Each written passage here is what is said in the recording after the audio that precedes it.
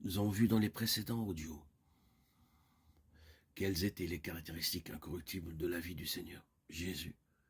Car la valeur réelle de la vie, la valeur réelle du service dans l'optique de Dieu et du ciel sera fonction des valeurs qui étaient les siennes. Parfois en relation avec notre travail, nous avons des épreuves qui nous sont envoyées par différents obstacles qui sont parsemés sur notre route.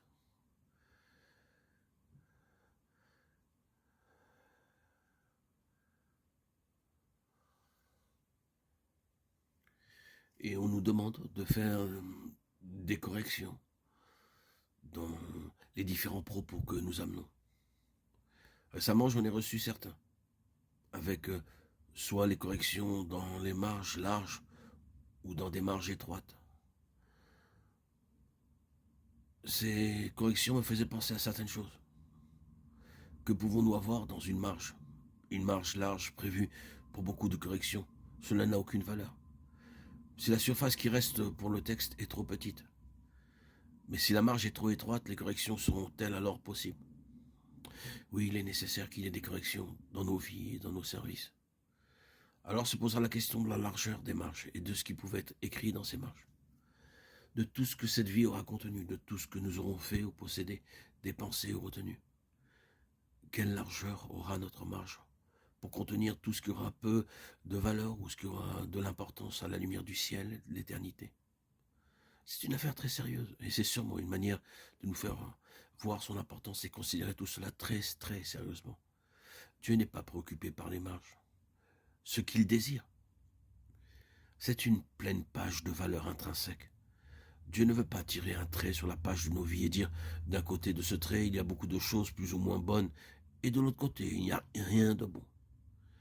Il ne veut pas ce genre de distinction et si le Seigneur nous fait marcher dans ses voies, prenez garde car il veut de toute façon y parvenir et il cherchera par tous les moyens à atteindre le but. Il obtiendra alors autant de pleines mesures que nous lui permettrons de réelles valeurs intrinsèques. Après ces paroles préliminaires, nous irons maintenant un peu plus loin.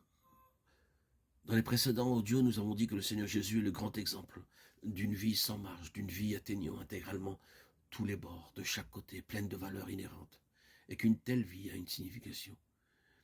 Il était l'incarnation de ce qui est incorruptible. La vie et l'incorruptibilité étaient incarnées en Jésus-Christ dans une nature humaine, car il était l'homme selon la pensée de Dieu. Nous mettons maintenant de côté sa déité, sa divinité. Cela ne servirait à rien de discuter sur tout cela. Étant Dieu et vraiment Dieu, il n'y a pas lieu de discuter ou d'argumenter de l'incorruptibilité.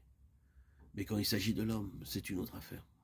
Et donc, nous sommes concernés par ce côté de sa personne, de sa personnalité, car il est appelé le Fils de l'homme.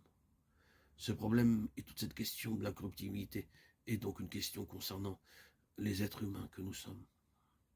C'est une affaire qui est liée à l'homme et qui le concerne.